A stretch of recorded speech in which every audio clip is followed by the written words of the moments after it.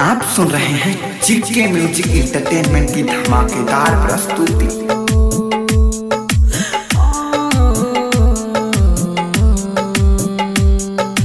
DJ Manish Raxaul. मरेंगे तेरे गम में, एक बार जरूर देख लेना। जब निकलेगी मेरी जनाजा अपने आंखों से देख लेना। सुननी हसा पानवा तुहरा नबूतराता, तू छोड़ दे जान हमें रहे न पता। सुननी हसा पानवा तुहरा नबूतराता, तू छोड़ दे जान हमें रहे न पता। काहे ऐसन करता रूह हर जाई, सोची तोहर बात हमर दिलवा दुखाता।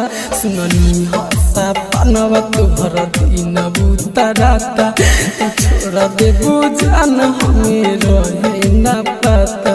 काहे ऐसन करता रूह हर जाई, सोची तोहर बात हमर दिलवा दुखाता। सुननी हसा पानवा तुहरा नबूतराता, तू छोड़ दे जान हमें रहे न पता। कुछ दिल की मजबूरियाँ थी, कुछ किस्मत के मारे थे, साथ और भी छोड़ गए जो जान से ज्यादा प्यार। आप सुन रहे हैं जीके म्यूजिक एंटरटेनमेंट की धमाकेदार प्रस्तुति। Super recording studio Sugauli. तुहर शादी फेर न फिर के मन करेला करे जदी बोले दस चिर के। होता तुहर शादी फेर न फिर के मन करेला करे जदी बोले दस चिर के। हम घरे के नहीं न घाटे के भैनी, तू छोड़ देलु काहे कसूर कवन पैनी। तू छोड़ देलु काहे कसूर कवन पैनी। हो तू बेच देलु दिल दूसरा से बुझाता, तू छोड़ दे जान हमें रहे न पता। है सनम हमने तुझे चाहा, तूने धोखा दे दिया।